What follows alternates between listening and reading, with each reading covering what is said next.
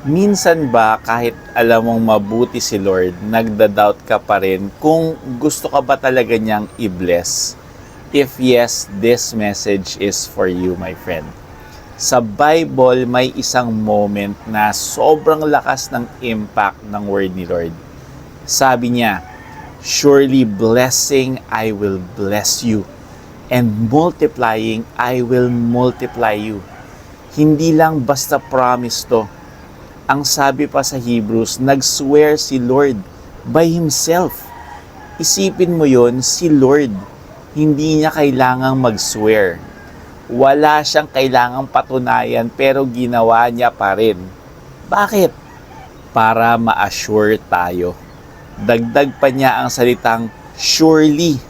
Parang sinasabi niya, hindi to baka, hindi to siguro, hindi to depende sa mood mo. Sure na sure to.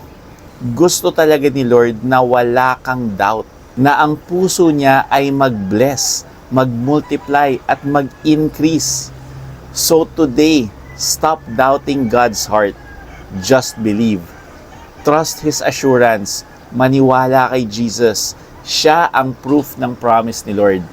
Speak this with faith, my friend. Surely blessing, I will bless you. Surely multiplying, I will multiply you. And check my profile showcase for recommended books to fill your mind with good things. Subscribe to support this mission.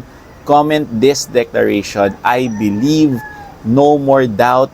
God wants to bless me. Blessed to be a blessing. God bless.